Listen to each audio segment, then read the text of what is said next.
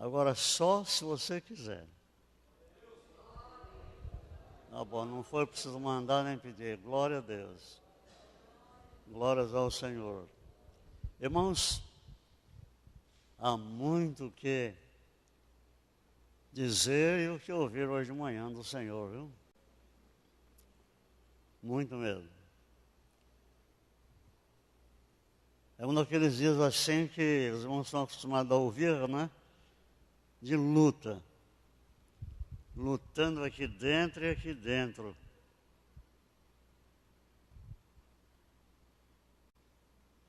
Para discernir aquilo que Deus Ele quer.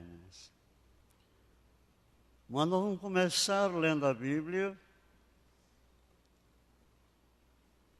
e vamos esperar no Senhor, né? Porque certamente Deus vai falar comigo. Lá em 2 Reis,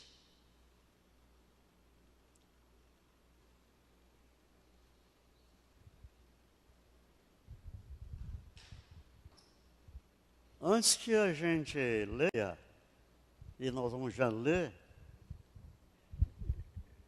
seria interessante, não é um retrospecto, mas é relembrar algumas poucas coisas hoje de manhã. No dia 31 de dezembro, nós estávamos aqui à noite e os irmãos, eu sei que os irmãos foram assim impactados pela palavra do Senhor, quando nós lemos aquele texto, que vamos ler hoje de manhã outra vez, onde está dito que as tropas dos moabitas invadiram a cidade na entrada do ano. E depois nós também ouvimos que não apenas os moabitas estavam se preparando para sair naquela noite, para invadir a terra, mas eles estavam acompanhados também pelos amalequitas. E nós ouvimos sobre os amalequitas algumas poucas palavras, por sinal, palavra muito grave de Deus. O Senhor disse, olha, eu vou riscar totalmente o nome de Amaleque. E Deus recomendou ao seu povo, de modo que era uma proposta de Deus, dentro da sua soberania. E é interessante, irmãos, deixa eu me aproximar aqui um pouco. Às vezes as pessoas têm algumas dificuldades de aceitar algumas coisas da Bíblia. Por exemplo, o meu filho mais novo, ele tem dificuldade de aceitar algumas coisas aí da Bíblia. Não é que ele não creia, é que não entrou ainda no entendimento dele. Por exemplo, quando o Senhor mandou, olha, vocês entrem lá naquela cidade, proponham a paz, se não quiserem, então vai lá. Aí ele falou, olha, mata homens, mulheres, meninos, meninas, criança, liquida tudo, não sobra nada. E ele não consegue compreender, aceitar, entender por quê. E lógico que ninguém vai entender sem que haja um contexto muito grande na palavra para poder entender isso. Mas voltando à questão do Amaleque, é bom que nós saibamos agora porque Deus fez tal proposta. Só entra lá, da Amaleque não vai sobrar nada, eu vou riscar o nome do Amaleque.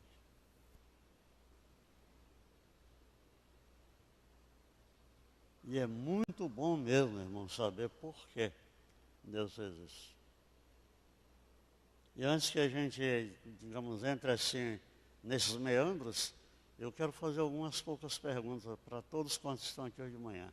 A primeira pergunta que eu quero fazer é a seguinte: Deus está cuidando de você, irmão.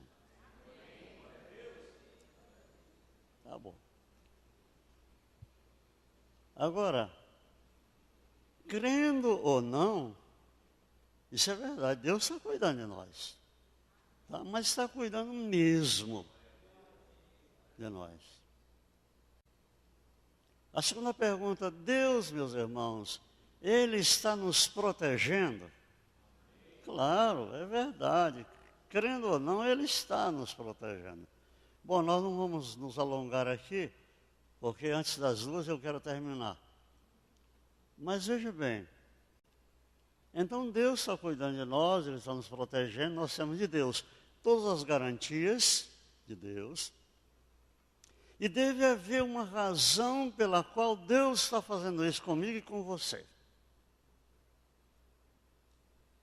Deve ter uma razão.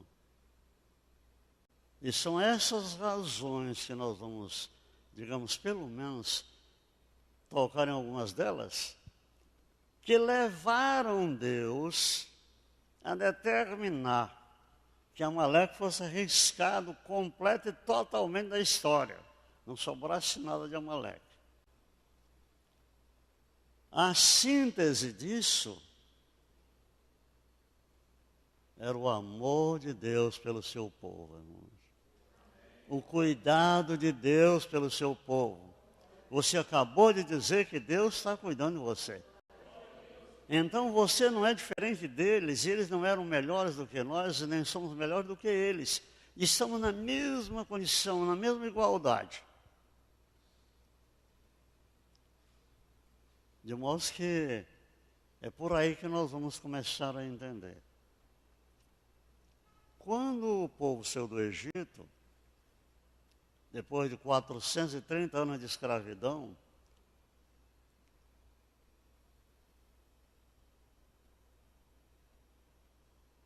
eles se multiplicaram, eles eram só 72, 73 pessoas quando chegaram no Egito, e ao sair de lá eles eram 2,5 milhões mais ou menos de pessoas em 430 anos. E naquela hora da saída, também era um plano de Deus, e tudo na Bíblia é profético, como os irmãos já me ouviram dizer N vezes. As figuras que lá estão, elas se transpõem para cá, para o Novo Testamento, e etc. E quando eles saíram, lógico, os soldados, que eram mais ou menos 600 mil guerreiros, eles eram fortes, corajosos, cheios de vigor, eles iam à frente.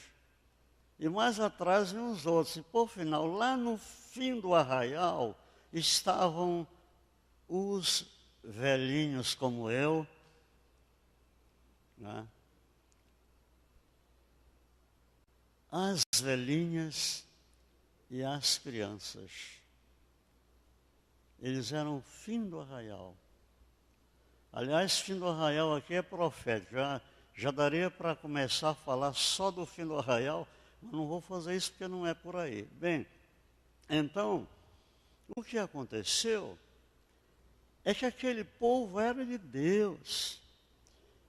Em todos os momentos onde Deus trata dali, Ele fala do meu povo.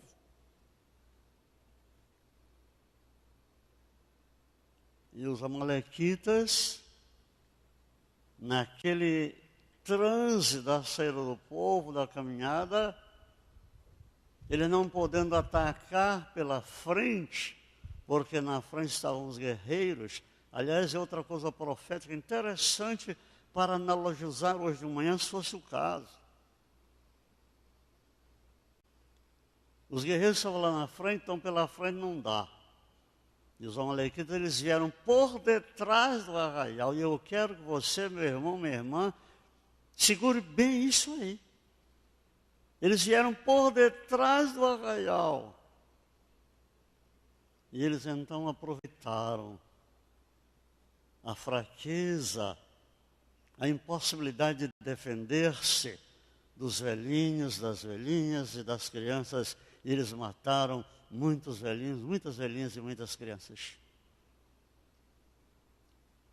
E isso desagradou muito a Deus, mas muito mesmo. Porque não é porque eles fossem já idosos que eles não fossem mais do Senhor. Não, ainda eram do Senhor. E não é porque fossem crianças ainda sem o entendimento, ainda não haviam alcançado a idade do conhecimento, mas eles eram de Deus. E Deus não gostou. Então Deus falou, olha, eu vou riscar Amaleque totalmente. Como a gente diz, tirar do mapa, né? Amaleque, tirar do mapa o Amaleque, totalmente. Foi exatamente por isso, irmãos. Porque eles aproveitaram-se da fraqueza dos idosos e das crianças para exterminá-los. Isso desagradou a Deus.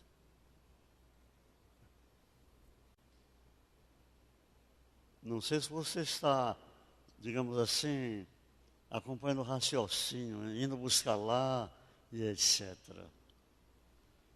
Você é do Senhor.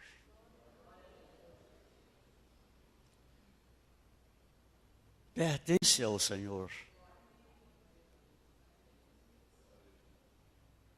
E é por isso que Ele tem zelo por você. É por isso que Ele cuida, Ele ama. É por isso. Porque você é dele. De modo que eu já entendo que ser do Senhor não tem nada melhor, irmãos. Não. Não tem nada melhor do que ser do Senhor. Ele está cuidando. Então foi por essa razão que ele mandou desarraigar Amaleque. Tira, risca do mapa. Não sobra nada. Porque fez essa coisa ignominiosa contra o meu povo. Agora, nos aproveitando aqui da figura, que eu mandei vocês segurar muito bem, não podendo vir pela frente por causa dos guerreiros, eu quero dizer uma coisa para você hoje de manhã. Os que estão na frente como guerreiros estão garantidos pelo Senhor. Mas o problema é quem está atrás do arraial. De modo que cabe aos guerreiros esse cuidado, esse zelo, por causa dos que estão lá atrás. Cabe a eles permanecer. Está diante do Senhor. Aí, buscando o Senhor. Há uma figura hoje de manhã, eu até lutei muito contra ela, porque ela me parece, não sei, me parece desrespeito à minha pessoa, e você vai já entender, tá? Vamos ler a palavra. Lá em 2 Reis, 2 Reis,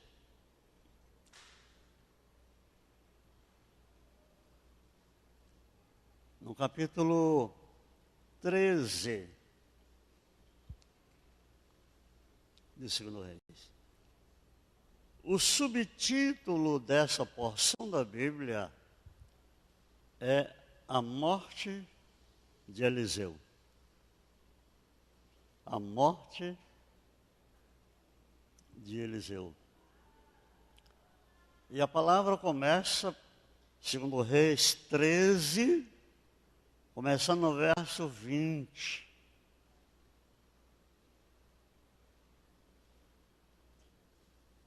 Aliás, eu queria até aproveitar o momento para fazer um pedido. Não é dinheiro não, tá, irmãos? Porque nós não pedimos dinheiro aqui. Mas é o seguinte, quando os irmãos anunciarem aqui o livro, o capítulo e o versículo, eu gostaria que os irmãos enfatizassem bem. Certo? Que há algumas deficiências auditivas e etc. E às vezes fica um pouco difícil, né? De modo que nós vamos ler agora de manhã, 2 Reis, capítulo 13, começando no verso 20. Vamos lá. Depois morreu Eliseu e o embalsamaram.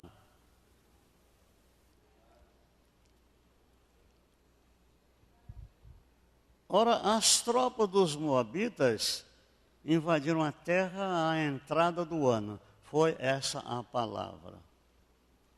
Tá bom, irmão? Vamos para frente? Não, não dá para ir para frente.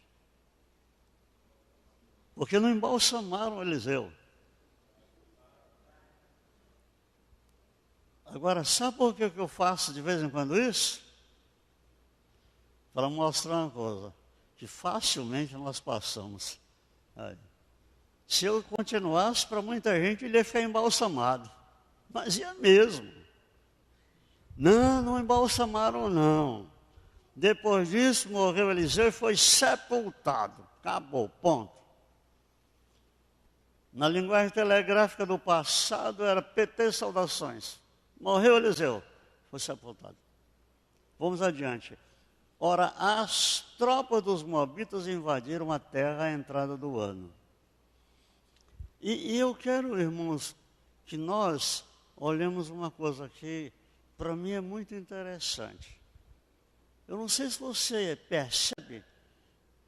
Depois morreu Eliseu e foi sepultado. Acabou a história. E de repente o escritor aí,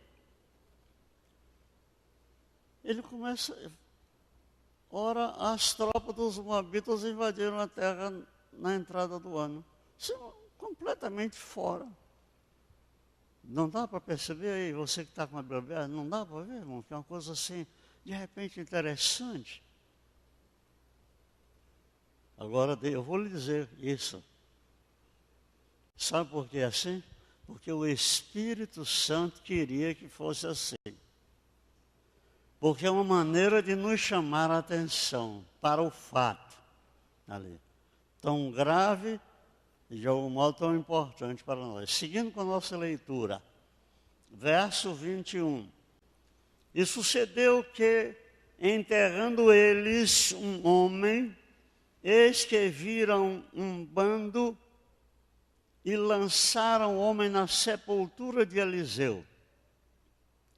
E, caindo nela o homem, e tocando os ossos de Eliseu, reviveu e se levantou sobre os seus pés.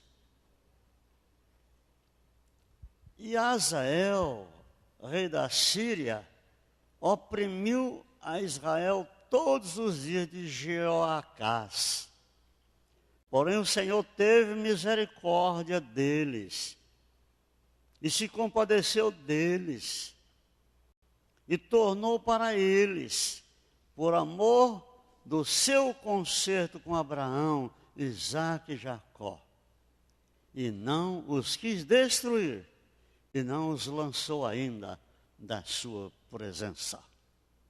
Ei, meus irmãos, que coisa maravilhosa, gloriosa está aqui para nós. E você vai entender porque eu vou ler isso, eu diria assim, de um modo explicativo. Leiamos aqui. E Azael, rei da Síria, oprimiu a Israel todos os dias de Jeoacás. Tudo bem. Porém, o Senhor teve misericórdia deles. E como eu digo sempre, eu quero que você entre na palavra. Eu quero que você se coloque dentro da palavra. Você veja o que é que a palavra está falando para você. Porque não é apenas, meus irmãos, aqui um ponto histórico lá aconteceu. Não, isso é a palavra eterna e poderosa de Deus. E Deus a está usando para falar comigo e com você. Não é uma história lá, não, que pouco me interessaria saber da história. Mas o problema é que aquilo que é espiritual na história diz respeito a mim e a você. Então, aconteceu o quê?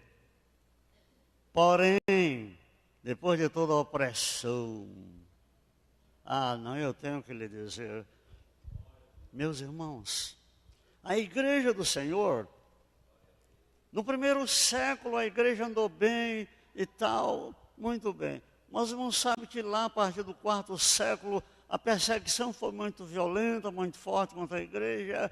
E eu quero dizer que Azael é uma figura analógica de alguma coisa que você vai entender. E a igreja nunca esteve tão perseguida na área espiritual como ela tem estado nesses dias. Não é na área humana, natural, física, não, social, não é nessa área. Porquanto a igreja tem tido tanta liberdade que não tem sabido o que fazer com ela. E impressiona-me, por exemplo, ouvir alguém falar da perseguição da igreja. A igreja está sendo perseguida no Brasil. Isso é invenção. Seria até bom mesmo a perseguição. Seria a maneira de que se pudesse saber quem é quem. Perseguição nenhuma. Mas a igreja está sendo afligida na área espiritual. Mais do que nunca na sua história. E as razões você talvez lembre lá no domingo quando falamos sobre isso, naquele dia. Aliás, no domingo passado de novo. Quando a palavra diz que ai dos que habitam na terra. Está lá no Apocalipse 12. Ai dos que habitam na terra, porque o diabo desceu a vós, tendo grande ira, sabendo que ele resta pouco tempo. De modo que a perseguição espiritual, quantas pessoas que você deve lembrar delas nesse instante, que caminhavam bem com o Senhor, depois apartaram-se da palavra, do Evangelho, desistiram da caminhada, desviaram-se dos caminhos do Senhor. Quantas? Quantos homens de Deus que se prostraram no pecado, caíram? Quantos?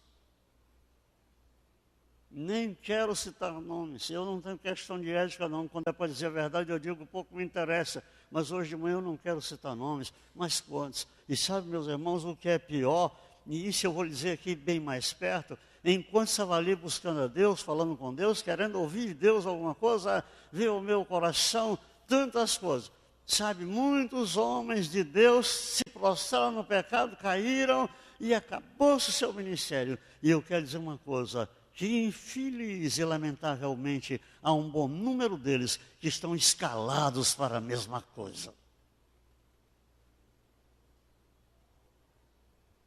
Os irmãos entenderam, irmãos? Entenderam? Entenderam que está escalado para um desajuste, como aconteceu com alguns? E sabe, meus irmãos, a culpa não é de Deus, não.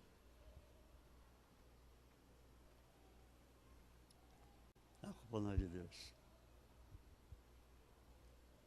Quando se abandona a verdade e começa a se encaminhar para o egoísmo mesmo, para os interesses pessoais e nada mais, aí está no caminho. Eu já quero lamentar que eu tenho que ouvir daqui mais um dia, olha, fulano,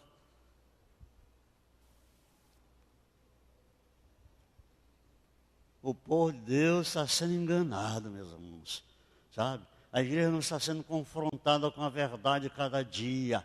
Não está.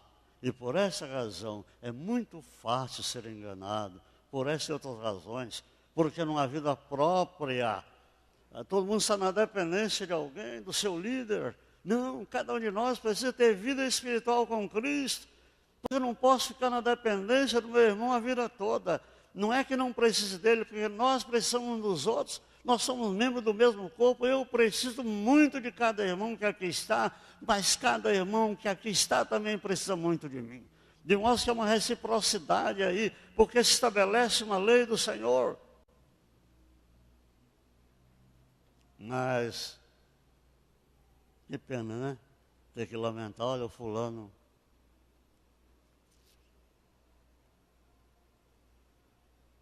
Não quero lhe dizer que eu não sou alegre, não, irmãos.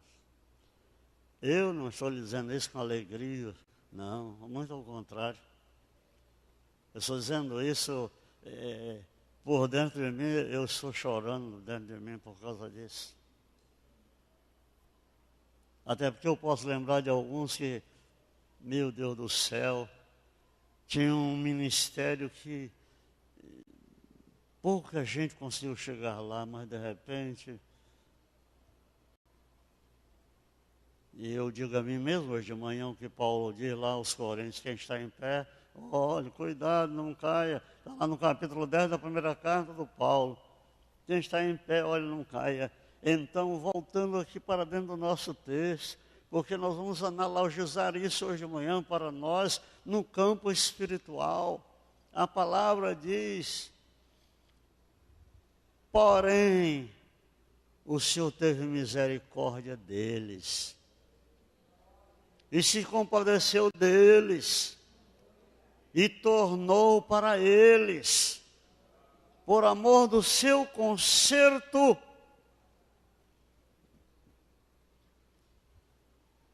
aí, meus irmãos, aí não daria mais nem para ficar sentado. Não, daria para levantar e pular de alegria. Por que foi que Deus não quis destruir? Por que foi que Deus tornou para eles? Não porque eles fossem bonzinhos, não. Deus tornou por causa do seu conserto, por causa do seu propósito, da sua aliança que ele havia estabelecido. E aí você vai ter que dar glórias ao Senhor mesmo. Sabe por quê? Porque a aliança que Deus estabeleceu com você não foi de Abraão, de Isaac, de Jacó, não. Ele estabeleceu aliança com Jesus da sua vida. É a aliança de Jesus. É por essa aliança que o Senhor voltou. Mas saber que Ele voltou por causa da sua aliança não me dará o direito de cruzar os meus braços. Não, está ótimo, Deus é bom, é verdade, Ele é bom mesmo. E aí eu vou andar de qualquer modo aí. Não é assim não. Sabe por quê? Porque a palavra do Senhor nos recomenda uma coisa que está lá no livro do Provérbios: aquele que muitas vezes é advertido e endurece o coração ou a serviço, será quebrantado de repente sem que haja cura. E ninguém tem sido mais advertido do que nós. De modo que há um risco.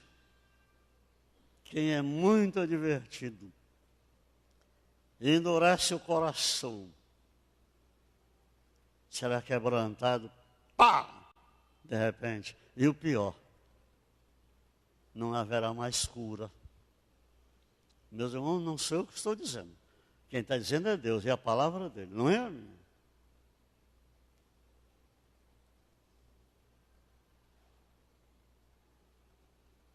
Eu estava lendo ontem, o Moisés lá no Egito.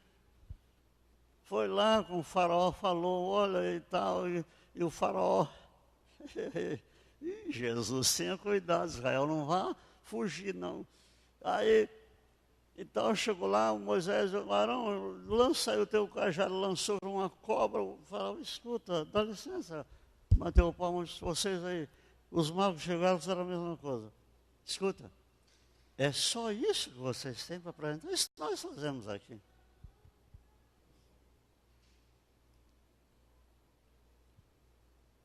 Mas que à medida em que o Moisés ia através do Arão, porque o Moisés era o Deus do Arão nesse caso, né? O Arão era a boca do Moisés. Aí ia fazendo, os magos iam também fazendo. Só isso. Isso que nós temos. Sabe, irmãos? É assim que estão medindo a igreja hoje. Escuta, é só isso que vocês têm? Até chegar o momento quando lançava aí Arão, lançou. Aí eu disse, rapaz, agora não dá mais para nós não, porque isso é a mão de Deus, não dá mais para nós. Aqui não dá mais, que agora é a mão de Deus. Meus irmãos, o mundo tem nos medido, o mundo está medindo a igreja mesmo, cada dia eles medem a igreja. E toda essa coisa que está acontecendo por aí afora, que causa tanta vergonha, que lamentamos tanto por causa delas, que querendo ou não, nos incluem em tudo isso aí. É só isso que vocês apresentar? Escuta, essa corrupçãozinha de vocês, só isso, a nossa é muito maior. Só isso, a nossa é muito maior.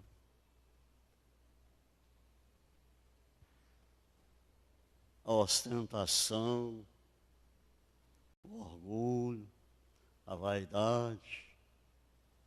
Ninguém vai ficar de pés assim, irmãos. Não importa. Aí entra a palavra lá do livro do Ezequiel, que eu nem vou poder ler, porque senão ninguém acaba nem amanhã aí. Se o justo errar, se o justo transgredir, não será levado em conta o que ele fez, não. Mas se o ímpio se converter, então será levado em conta a conversão. Não, mas sabe, ele foi um grande pregador, foi um grande homem de Deus. Começa porque se era grande, não era de Deus. Não, um grande servo de Deus. Se é servo, não é grande. Se é grande, não é servo. Então, não. Olha, nada disso aí vai ser levado em conta, não importa. Aliás, segundo eu ouvi, quanto maior for a árvore, maior é a queda. Aí a gente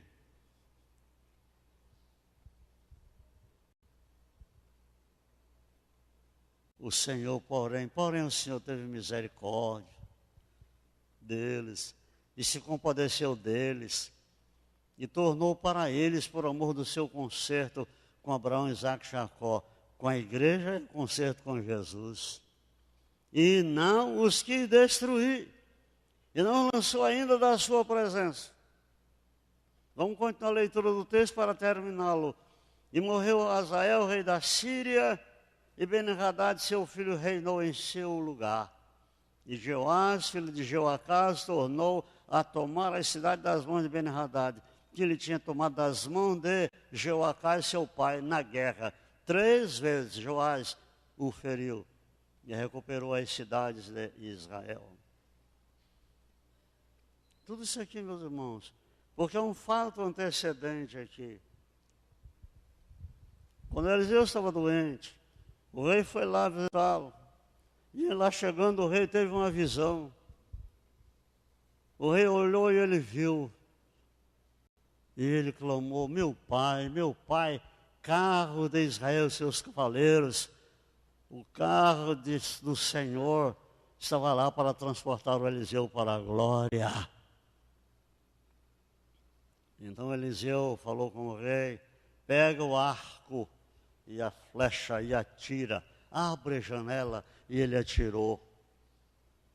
O que foi que ele disse para o rei? A flecha do livramento. Deus me convida a mim e a você a abrir a janela e atirar na flecha do livramento do Senhor.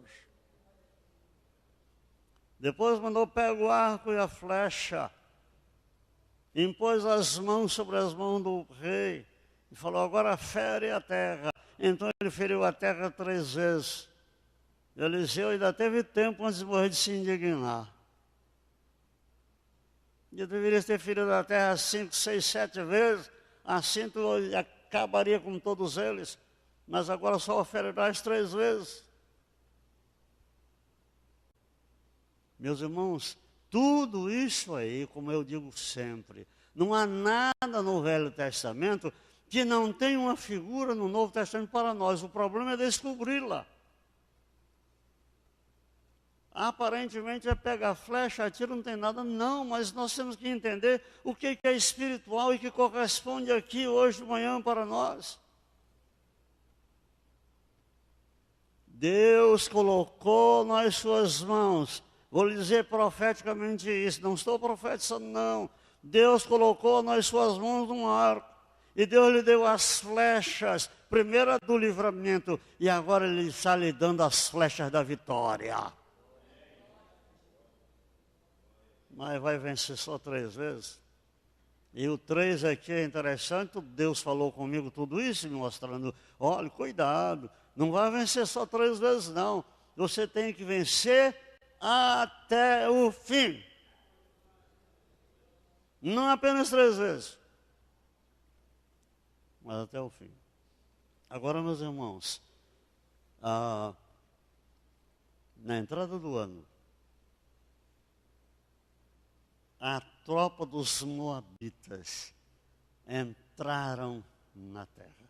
Isso foi exatamente na virada do ano. Enquanto buscava Deus pela palavra dessa manhã, Como os irmãos sabem, eu não prego o que eu quero. Não tenho nada escrito, anotado, esboço, nem quero. E eu espero em Deus que Ele mande o que Ele quer. E essa palavra estava lá, martelando cada dia. A entrada das tropas, na virada do ano. Então comecei a entender de Deus, que era necessário dele para nós algumas advertências. Então vamos lá nas advertências do Senhor. Aí. Dessa vez, vamos abrir a Bíblia no Salmo. No livro dos Salmos, no capítulo 91, porque há coisas muito importantes, graves e seríssimas, para as quais nós teremos que atentar hoje de manhã, porque elas dirão respeito à nossa caminhada com Cristo, a nossa vitória ou a nossa derrota. Vai depender.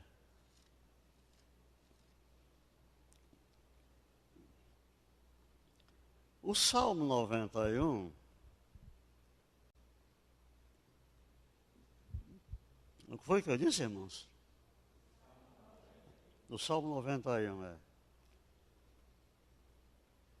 Aliás, esse serve até de nome fantasia de loja. Não tem uma loja, Salmo 91, lá pelo Zona Leste, né? Salmo 91 e tal. Quer dizer, não. Esse Salmo 91, ele tem sido, para muitas pessoas, apenas um amuleto. Tem gente que não vai dormir de jeito nenhum. Se antes não for lá, abrir a Bíblia no Salmo 91 e deixá-la aberta lá no Salmo 91. Aí ele acha que ele vai dormir tranquilamente a noite toda, porque a Bíblia está aberta no Salmo 91. Meus irmãos, a palavra do Senhor não é amuleto, não. Ela é a verdade para nós. Sabe? E o poder não está em deixar o livro aberto, porque não é isso não. Tem que estar escrito aqui no coração. De modo que nós vamos tentar, por Deus e graça do Espírito, colocar a entrada das tropas dos moabitas na virada do ano, na entrada do ano, nós vamos trazer para dentro do Salmo 91. E, consequentemente, levar o Salmo 91 para dentro da palavra lá. Porque eu lhes disse que Deus quer nos mostrar, nos advertir sobre coisas que são riscos para nós. De modo que teremos que estar muito ligados a Deus, atentos para saber. Por isso, então, com toda calma, vamos ler o Salmo número 91. Eu quero, irmãos, me desprover, se é que possa haver em mim qualquer ideia mística, como um amuleto. Eu quero me livrar disso ao ler o Salmo 91. Eu não vou ler o Salmo 91, senão como a palavra de Deus escrita para nós. Não quero de jeito nenhum. Então a palavra diz, Salmos 91. Começa a nos dizer que aquela, eu e você, que habita no esconderijo do Altíssimo, à sombra do Onipotente descansará. Aí eu digo, aleluia, glória a Deus. Direi do Senhor, Ele é o meu Deus, o meu refúgio, a minha fortaleza, e nele confiarei. Meus irmãos, o que ele é para nós? Não, um momento, desculpem. O que ele é para você? Porque para mim eu sei o que ele é, então não é para nós. O que ele é para você? A primeira coisa, ele é o quê? É o meu Deus.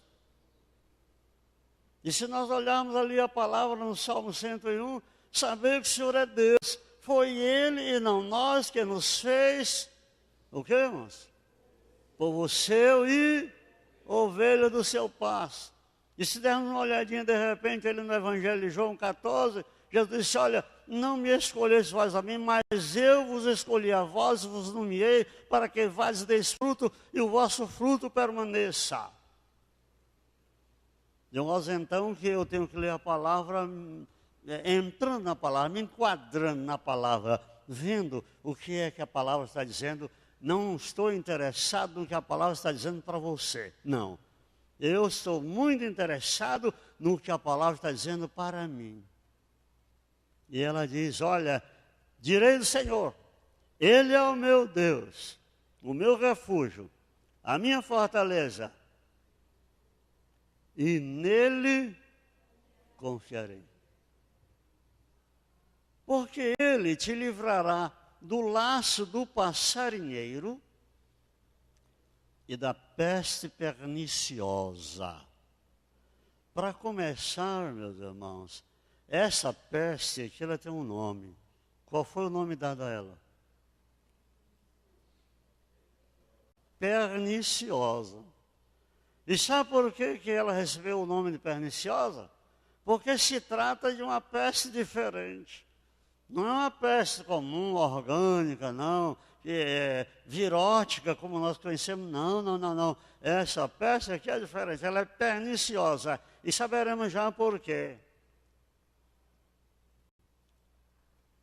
Então, porque Ele te livrará do laço do passarinheiro e da peste perniciosa. E Ele te cobrirá com as suas penas, e debaixo das suas asas estarás seguro. A sua verdade é escudo e broquel.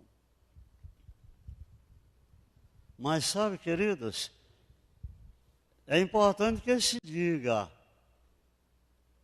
que eu não posso generalizar isso aqui. Não, de modo nenhum. Do ponto de vista que eu estou olhando, eu não posso generalizar. Não. Porque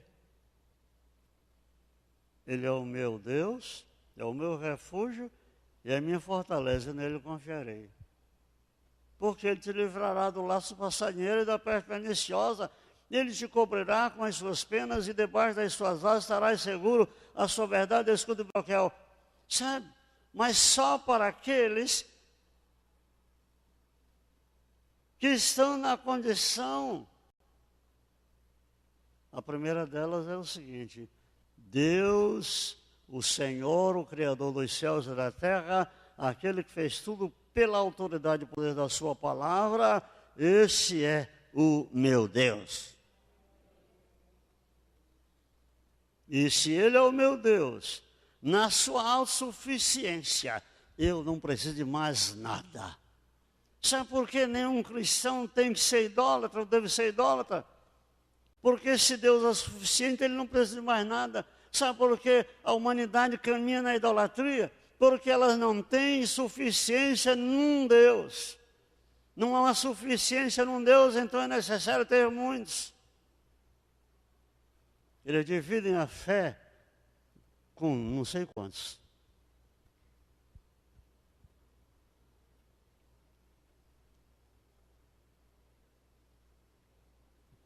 A fé tem que estar só num. E se Ele, o Senhor, o Criador dos céus e da terra, aquele que criou tudo pelo poder e autoridade da sua palavra, se Ele é o meu Deus, então não preciso de nada mais, de nenhum mais. Ele é suficiente. Nesse caso, E por essa razão é que ele vai ser o meu refúgio. É por essa razão que ele vai cuidar de mim, que ele está de mãos estendidas a meu favor. É por isso que ele vai me livrar do laço do passarinheiro. E vai me livrar também da peste perniciosa. E para nos livrar, ele inclui aqui, se você quiser dar graças a ele, e para nos livrar, ele nos cobrirá com as suas penas. E debaixo das suas asas estarás seguro. A sua verdade é um escudo, é escudo e broquel. Aí então, o que vai acontecer? Com quem está em tal condição? Não temerás espanto noturno, nem seta que voe de dia, nem peste ande na escuridão, nem mortandade que assole ao meio-dia. Não temerás nada disso, porque estarás abrigado no Senhor.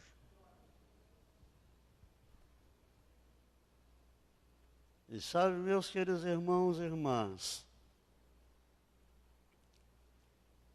é aqui então que nós temos que nos deter, pelo menos um minuto, sobre o que acabamos de ler. Não temerás espanto noturno,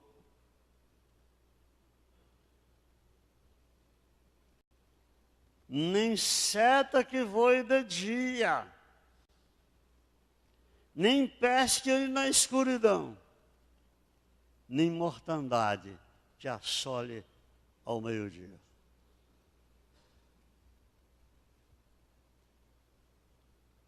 Essas são as ações dos moabitas associados com os amalequitas.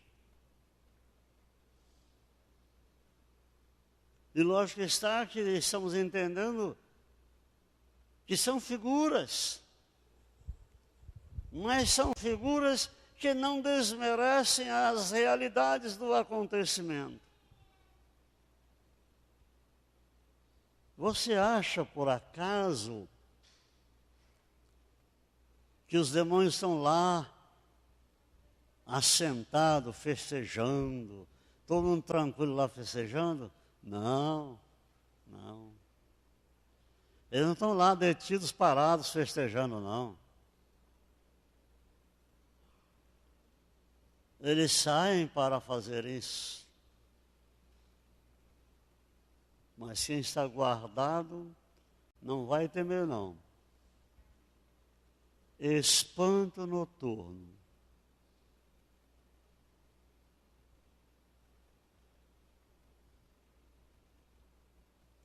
Espanto noturno. Aqueles que saem à noite para causar danos. Saem à noite para causar pavor nas pessoas.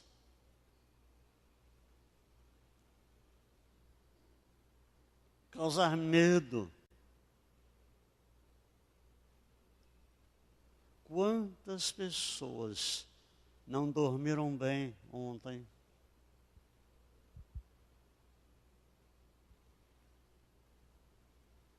Se você conseguisse, digamos assim, pegar um centavo por cada dragea ou pílula que foi tomada ontem à noite para as pessoas dormirem, você ficaria rico, milionário. Porque milhões e milhões de pessoas não conseguem dormir por causa dos espantos noturnos. Os amonitas que saem para perturbar, para causar pânico, para assolar as pessoas. Mas aquele que está debaixo, dentro da aliança eterna do Senhor com Jesus e você não vai temer espanto noturno nenhum, porque maior é o que está com você do que aqueles que saem para causar espanto. Mas você também não vai temer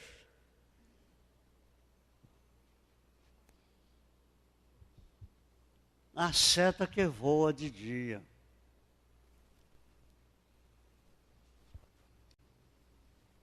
Ali no distrito, tem ali umas empresas que trabalham em 3 turnos.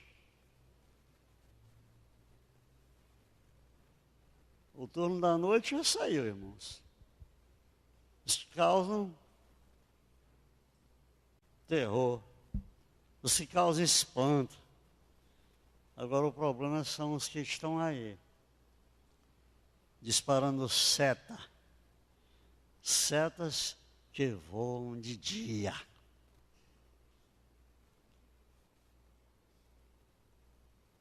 Mas continua o que Deus disse: não temerás. Não temerás. E aí, meus irmãos, também não temerás a peste que ande na escuridão, nas densas trevas, elas andam, elas caminham. E como elas são dentro das trevas, é difícil para vê-las. Elas não estão visíveis, estão dentro das trevas. E também não temerás a mortandade que assole ao meio-dia.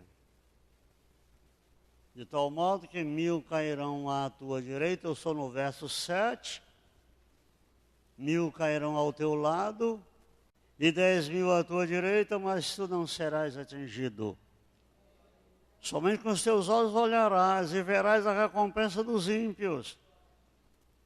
Porque tu, ó Senhor, és o meu refúgio, o Altíssimo é a tua habitação.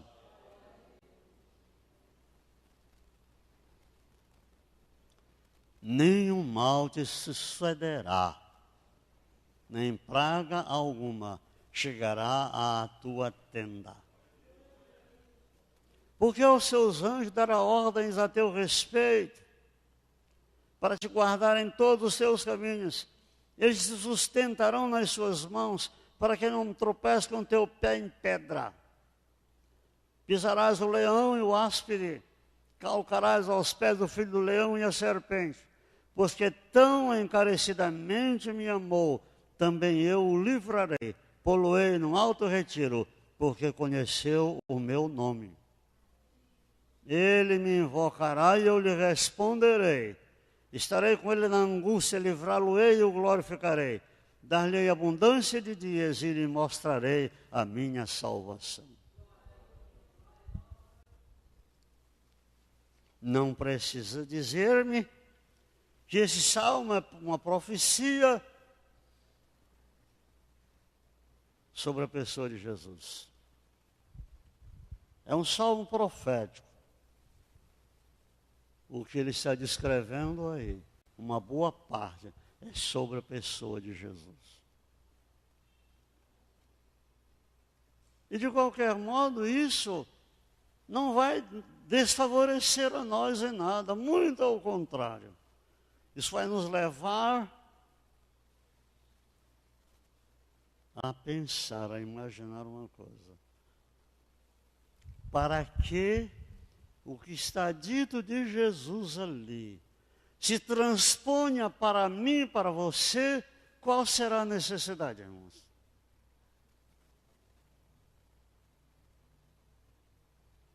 Se nós conseguirmos pensar, não é pensar, é pinçar, com a pinça, né? Pensar em alguma coisa, nós vamos descobrir o que está dito de Jesus ali profeticamente, como aquilo vai se transpor para mim e para você? O que é necessário para que se transponha para nós? O próprio Jesus, ele explicou. Ele disse, olha, estai em mim e eu estarei em vós. Se vós estiverdes em mim e as minhas palavras estiverem em vós, pode ficar tranquilo. Tudo que você pedir.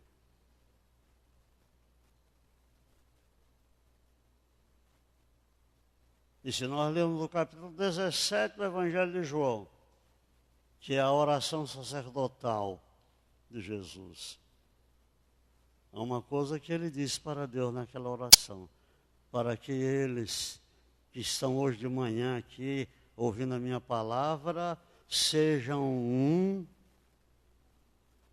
assim como nós somos um. Eu neles e eles em mim, e Jesus em Deus. Para que o que está dito profeticamente de Jesus ali se transponha para mim, é preciso que de fato eu esteja em Jesus e ele seja em mim.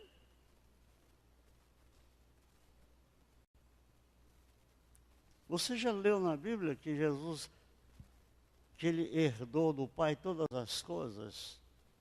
Já leu, né, que ele herdou? Deve ter lido. Mas você já leu também que nós somos co-herdeiros com ele? Nós herdamos junto com ele. De modo que tudo quanto saído dele ali se transpõe para aqueles que andam com ele, que vivem com ele, que andam como ele. Porque, segundo diz o João na primeira carta dele, aquele que diz que está nele, qual é a obrigação de tal pessoa? É andar como ele andou. Está nele? Então você tem uma obrigação. Se você diz que está em Jesus, você está obrigado a andar como ele andou. Obrigado aqui não é a força, não. Não. Obrigado aqui tem muito mais sentido de obediência do que de força. Se está nele, tem que andar como ele andou. Sob pena de não andando como ele andou, você ser considerado verdadeiro. Não, mentiroso. Mentiroso. Não está andando como ele andou, mas diz que está nele. Então, meus irmãos, tudo aquilo ali, Deus transpôs para todos quantos estão em Jesus. Maravilha, né? Mas pouca gente disse, ao menos obrigado. Pouca gente entendeu para dar glórias ao Senhor por isso. Talvez você não tenha pensado, uma coisa interessante. Sabe que Jesus não levou nada de volta para o céu? Ele deixou tudo aqui para mim e para você. Eu dou glórias a Ele por isso. Só para você mensurar isso, ter uma ideia pelo menos. Está escrito lá no profeta Jeremias, no capítulo 45, 48, o Senhor diz, olha, a minha glória eu não darei a outrem. Deus não divide a glória dele com ninguém. Mas Jesus orando na oração sacerdotal, no verso 22 do 17, diz, Pai, e eu deles a glória que a mim me deste.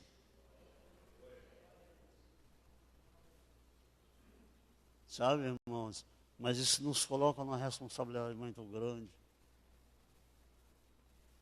É cedo, né? Ainda dá para dizer uma meia dúzia de palavras aqui. Sabe por quê? Nos coloca numa responsabilidade muito grande?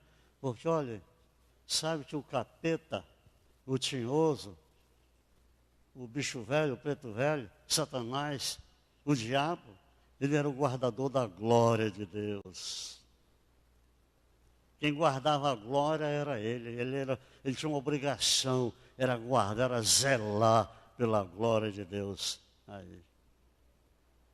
Por isso ele era maior do que os outros, em termos da criação. Agora você imagine a glória que estava sobre Jesus, que era dele. Ele deixou para mim e para você. Eu leio a Bíblia e fico pensando, meu Deus, mas Jesus era muito corajoso.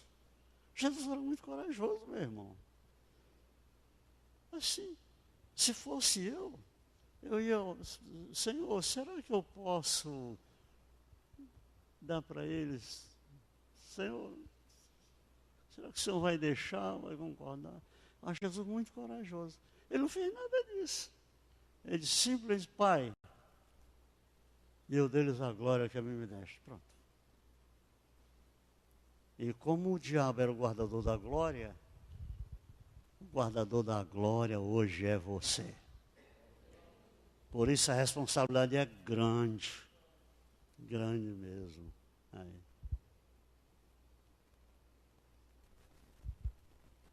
Agora seria interessante que eu tenho a impressão que eu já disse a palavra agora pelo menos 100 vezes.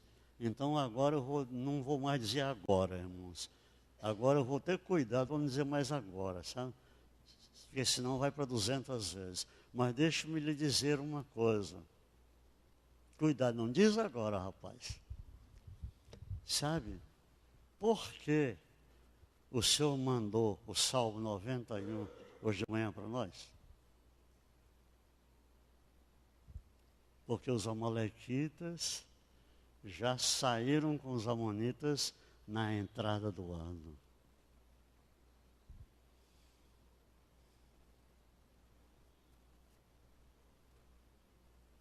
Em 2011 nós temos o ano da conquista, em 2012 o ano da vitória, o ano do avivamento, cada ano teve aí o seu nome.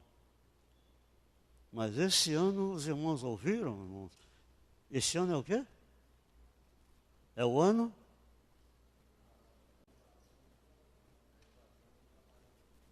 Esse ano é o ano das lutas. É o ano das lutas, irmãos. Oh, mas como foi bom o ano da conquista, né? Nós conquistamos tantas coisas que nos pareciam impossíveis.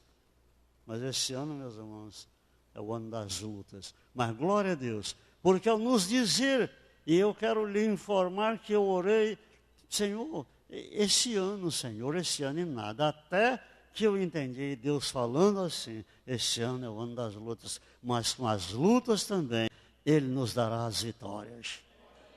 E muitas. Sabe por quê? Porque quanto maior for a luta, maior será a vitória. Eu acho que é o ano da luta. E para que nós tenhamos a condição de sobreviver, para que não venhamos a desfalecer, a descair, é necessário que nós estejamos, meus irmãos, com a palavra do Senhor aí latente, batendo no nosso coração, todo dia, toda hora. É necessário que deixemos o Espírito Santo nos lembrar das necessidades que nós temos de permanecer diante do Senhor e com o Senhor. E saiba de uma coisa já por antecipação, que para cada luta que vier, o Senhor já tem a sua vitória preparada. Você não vai ficar numa dependência, será que Deus? Não, Ele já tem a vitória preparada, porque Ele já sabe também quais as lutas que você atravessará nesse ano. E Ele espera de fato que você atravesse as lutas com Ele.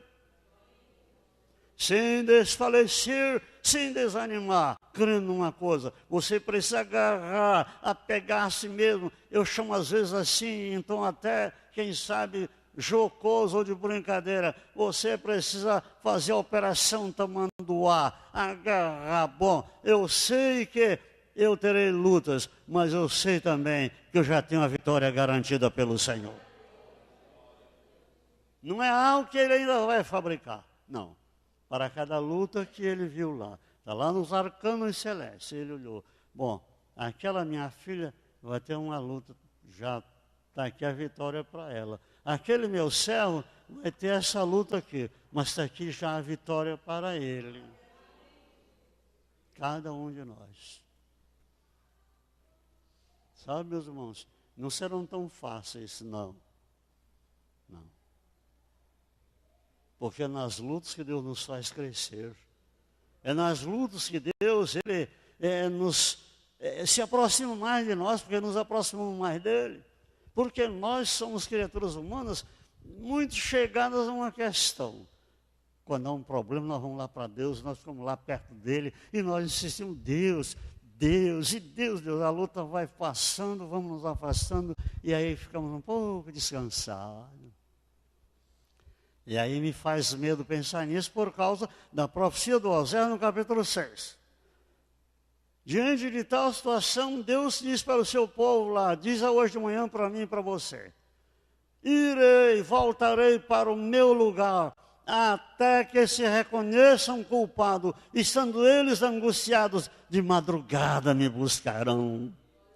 Tem gente que espera a angústia chegar, a aflição chegar, a luta chegar, para de madrugada buscar ao Senhor. Deus não quer assim, Ele quer que você busque antes. E há um detalhe pelo qual eu dou glórias ao Senhor, se eu buscar pela madrugada antes das lutas, as lutas não chegarão, porque eu cheguei primeiro na oração com o Senhor.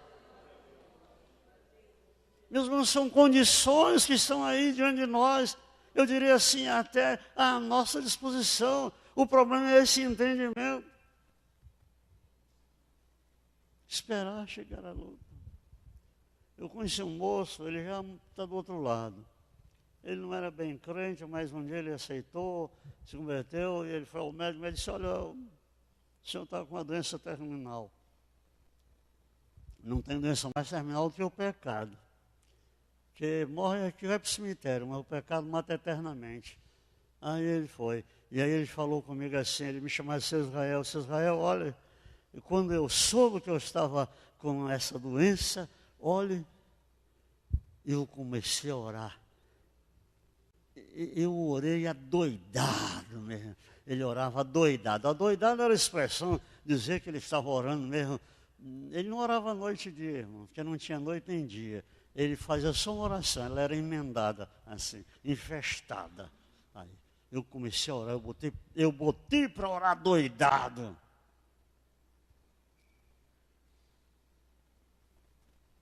Irmãos, eu não quero ter uma doença terminal para ir orar doidado, não. Eu quero orar doidado antes, porque então eu não terei nada disso.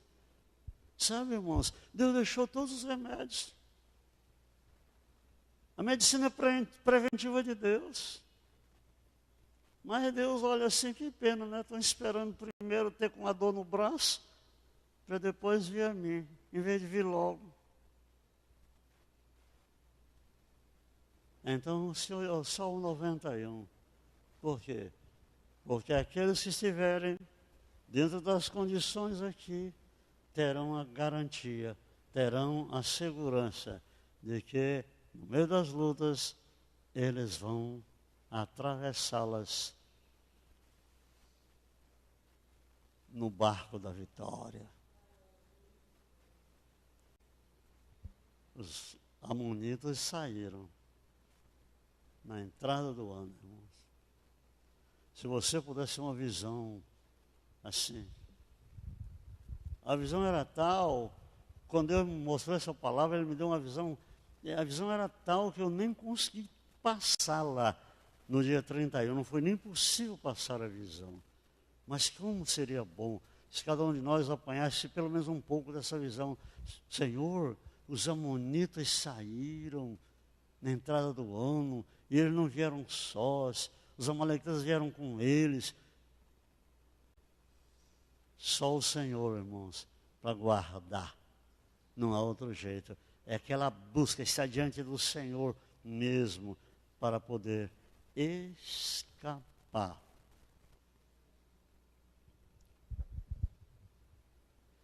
Eu vou terminar.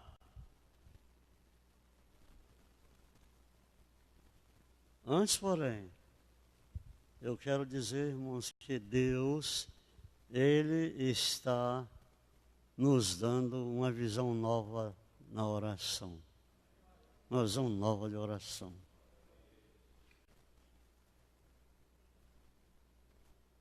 Uma coisa que Deus falou comigo, que a princípio eu nem pude entender. Deus fala às vezes comigo tanta coisa que eu não consigo entender, mas logo a seguir, ele não demora, ele já mostra. No dia em que Deus me fez uma pergunta, uma manhã eu estava lendo a Bíblia lá e eu ouvi que Deus falou comigo. Mas não foi assim aqui dentro, não. Eu ouvi Deus falar mesmo comigo. Deus falou, você sabe a diferença entre o leigo e o teólogo? Falei, não. Você não sabe a diferença entre o leigo e o teólogo? Falei, não. Deus disse, que o teólogo é ortodoxo e o leigo é ortopédico. Imediatamente, o meu pensamento voltou para Efésios 5:30. Aí eu pude entender, na sua ortodoxia, o teólogo ele não muda não, acabou. Olha, não tem mais milagre, hoje não tem mais milagre, isso não acontece mais. Isso é a ortodoxia de alguns teólogos lá. Aí, tal. O leigo, como ele não é teólogo, sabe onde ele vai estar? Ele vai lá no osso de Jesus, lá. Porque de acordo com Efésios 5:30, não nessa tradução que você tem na mão, mas em algumas que eu tenho e posso lhe mostrar. A Bíblia diz lá que nós somos membros do seu corpo, da sua carne, dos seus ossos, do seu sangue. Olha lá. Aí eu entendi, senhor, já sei. Então o crente, ele é ósseo, ele é celular, ele é hemático. Aí eu pude entender. Deus fala. E então, Deus falou uma coisa, que nós queremos resolver tudo pela oração, mas não queremos resolver pela confiança. Aí eu subi. Porque orar já é uma confiança na oração.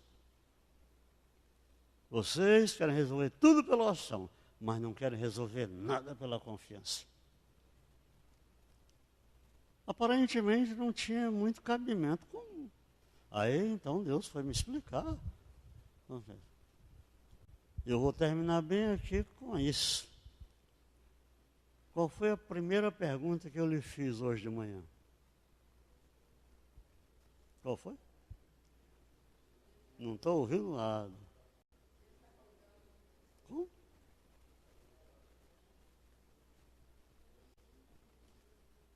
Eu sempre tive um problema na minha vida. Continuo com ele. Eu não escuto quando as pessoas falam para dentro. Eu só escuto quando elas falam para fora. O que foi mesmo? Qual foi a pergunta? Deus está cuidando de você. O que foi que você respondeu? Pois é, então Deus falou, olha, se eu estou cuidando de vocês, se eu sei o que você está passando, então você nem precisa pedir nada. Você tem só que confiar que eu estou cuidando de você, que eu sei o que você está passando. Não era oração, era só, o Senhor está cuidando de mim. E sabe, irmãos, porque há muitos anos eu vinha fazendo isso, embora não tivesse a consciência que tenho hoje, mas Senhor, o Senhor sabe o que está se passando comigo. O Senhor é quem está cuidando de mim. Se o Senhor quiser que isso passe, o Senhor manda passar e eu dou glórias ao Senhor. Se o Senhor não quiser que passe, isso continue, por uma razão que eu não posso entender, eu continuo te dando glórias. Acabou. E aí então Deus foi me mostrando tanta coisa sobre isso aqui. Quantos dias e horas se gasta? Senhor, Deus, e tal. E quando nós, irmãos, vamos a Deus choramingar, Tem coisas que eu tenho que clamar a Deus, é lógico, está tudo isso escrito e dito, colocado da maneira que tem que ser entendida. Mas não há razão, às vezes, para tal coisa. E quando eu vou choramingar para Deus por aquilo que não tenho razão de choramingar, eu estou descrendo de que Ele está cuidando de mim. Não é muito sério? Mano? Então saiba uma coisa, você precisa buscar a Deus mesmo, sabe? Porque os amonitas saíram. Agora, eles, já disse a palavra agora, não era para dizer agora. Os amonitas saíram, irmãos, na virada do ano. O ano já virou. Agora, eles saem de noite, meio-dia e durante o dia. Quer dizer, eles não dão trégua.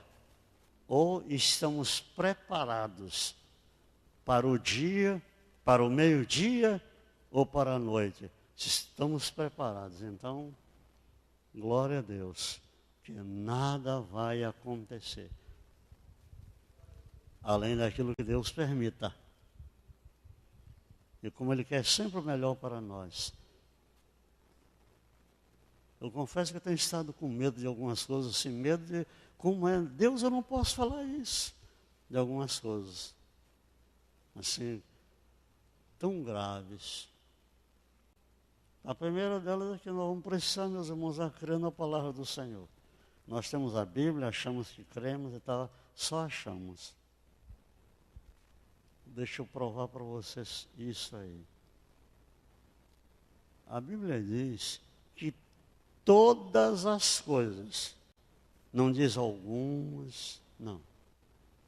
Também não disse o que é, coisas, todas as coisas contribuem juntamente para o bem daqueles que, primeiro, amam a Deus e são chamados pelo seu decreto. Aí dói a unha, eu estou, Deus, essa unha, por favor, Deus, não deixa minha unha cair, Senhor. Deus está doendo um bom bocado, mas se tudo contribui para o bem, então vou encolher meu dedo. Tudo. E meus irmãos, os anos têm provado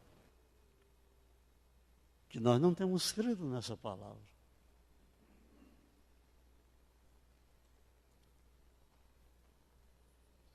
Todas as coisas contribuem para o bem, todas. E é bom saber que a palavra todas na Bíblia, ou tudo, é tudo mesmo. Tudo. Tudo contribui para o bem. E nesse meião que nós vamos estar, nesse embate, nessas tormentas que nós vamos ter, devemos manter a nossa lembrança da palavra do Senhor. Porque nada vai acontecer que não seja aqui. Nem a seu favor contra você, nem a meu favor, nem contra mim. Nada vai acontecer que não seja aqui na palavra do Senhor. Mas uma coisa é verdade. O Senhor é fiel. E Ele fará valer a sua palavra.